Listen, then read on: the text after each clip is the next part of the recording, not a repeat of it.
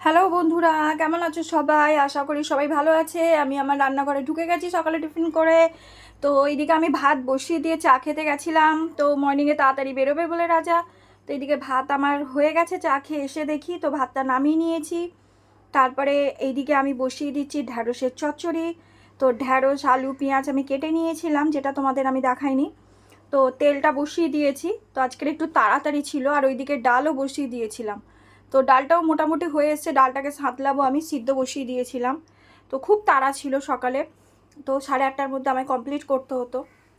তো সেই জন্য আমি তাড়াহুড়ো করে বেশি ভিডিও করতে পারিনি, যতটুকু পেরেছি ভিডিও করে তোমাদের সঙ্গে শেয়ার করার চেষ্টা করেছি। তো এইদিকে তেল বসিয়ে দিয়েছি, তেলটা গরম হয়ে গেছে। তো এবারে তেলটা গরম হয়ে গেলে এর মধ্যে আমি দিয়ে দেবো 5 ফোড়ন। তো 5 ফোড়ন দিয়ে তারপরে আমি দিয়ে ঢ্যাঁড়সটা দেবো। তো এইদিকে দেখো আমি গরম তেলে 5 ফোড়নটা দিয়ে দিয়েছি। তো 5 ফোড়নটা দিয়ে একটুখানি 5 ফোড়নটা যেই লাল লাল হয়েছে, তখনই আমি দিয়ে দিয়েছি ধুয়ে রাখা ঢ্যাঁড়সগুলো।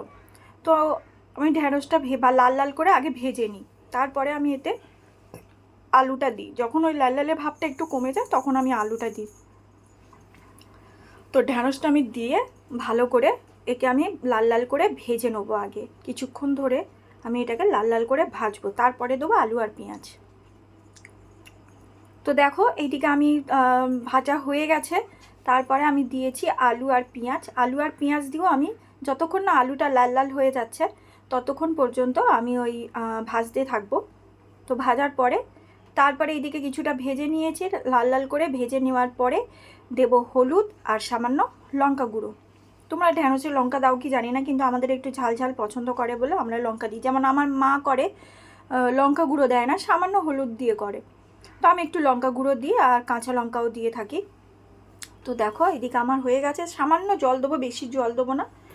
তো সামান্য জল দিয়ে, যেহেতু আমরা ভেজেছি, আলুটাও ভাজা হয়ে গেছে, ঢ্যাঁড়সটাও মোটামুটি লাল লাল করে ভাজা হয়ে গেছে, নরম হয়ে গেছে, তো সেই জন্য সামান্য জল দিয়ে আর দিয়ে দেবো সামান্য নুন দিয়ে আমি এটাকে একটু নাড়াচাড়া করে নেব, নুনটা যাতে চারিদিকে হয়ে যায়।